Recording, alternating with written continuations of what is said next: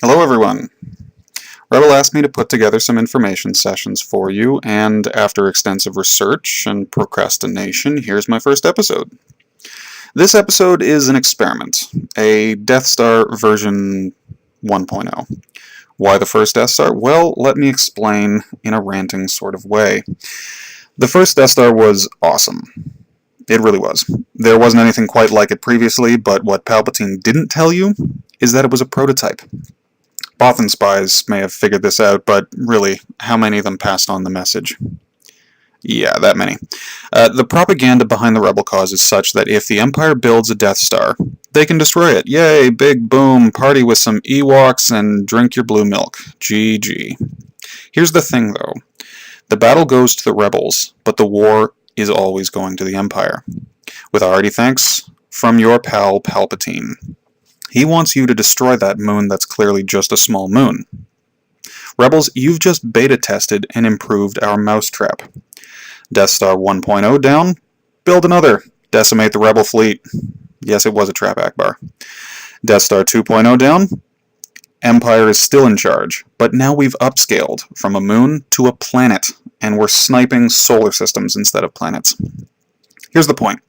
The Empire still comes out on top, and always gets better. This episode is a starting point, and I hope to get better as well.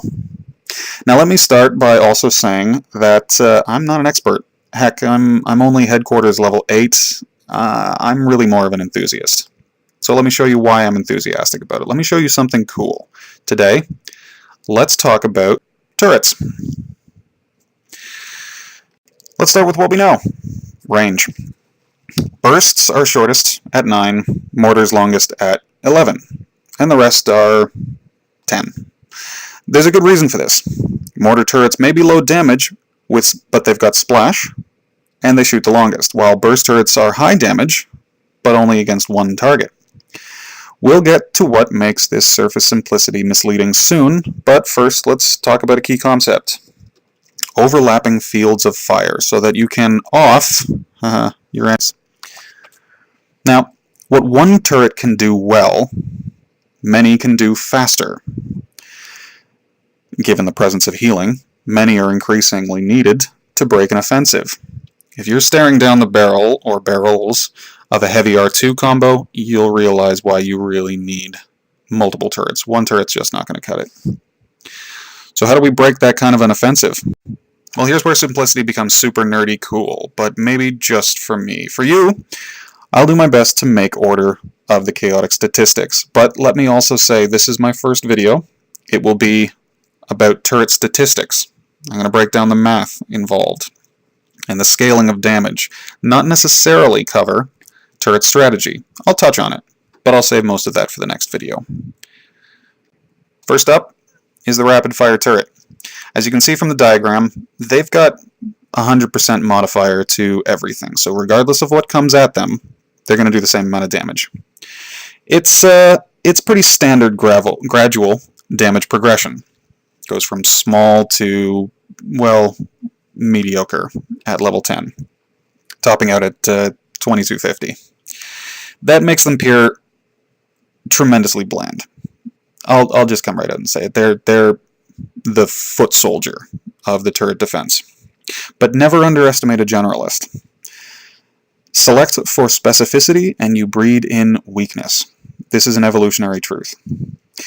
Look closely, because while they're well-rounded and they have that standard range of fire, they preferentially target medical droids. And given how often the heavy medic combo is used, you really want to drop those droids.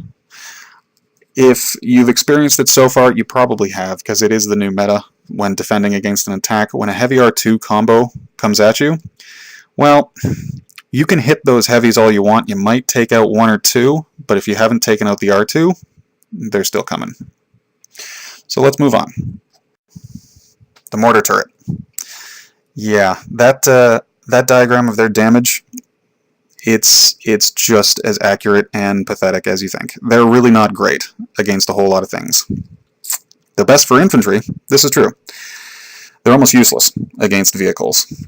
And their long range of fire is offset by their low rate of fire. Their DPS is really low, like ridiculously low, but that's per target, meaning the bigger the pack, the harder the punch. You're looking for that pack of rebel frontline soldiers, even heavies in some cases. For now, as to whether you use these, I'll let you decide for yourself. The damage scaling does look pretty bad. Their modifiers, even worse, but they have uses, and I'll touch on those in the next video. Third turret, rocket. Now the rocket turret is the first time that you experience sheer power. The first time that Alderaan gets destroyed, you feel that shiver. These are best for vehicles, but actually kind of bad for infantry. Their damage scaling looks almost exactly the same as the rapid-fire turrets, except when you look at that chart. Now look at Vehicle Bruiser and Vehicle.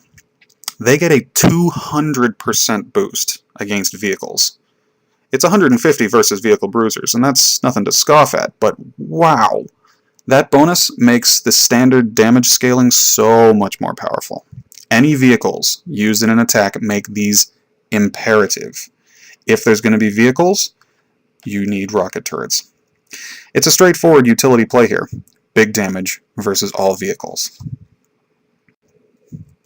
Next up is the burst turret, and the burst turret is an interesting one as well.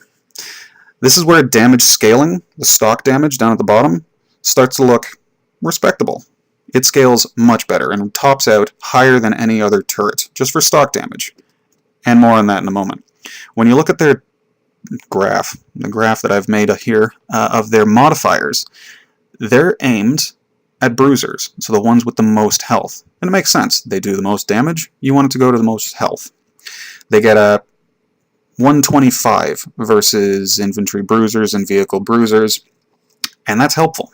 If you've got a whole lot of Wookiees coming at you, you're going to want something to chip them down quick.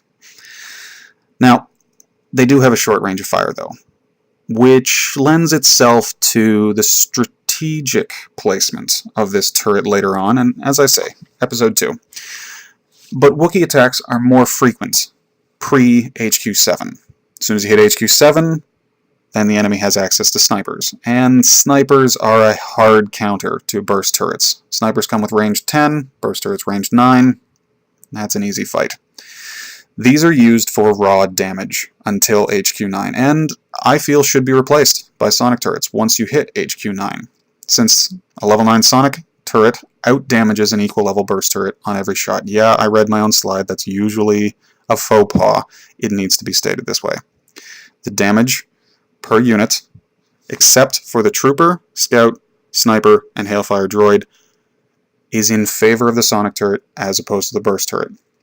That said, as soon as you get these, deploy, and you will be on top of the enemy. We'll talk more about the strategy of burst versus sonic in the next episode. Speaking of sonics, here we have a very plain looking graph. Looks exactly the same, in fact, as the rapid fire turret. The thing is that they've also got a slow rate of fire and a standard range of fire. Yeah. It doesn't look encouraging for the sonic turret. As a matter of fact, they look downright lackluster, if not for the insane damage that they can kick out.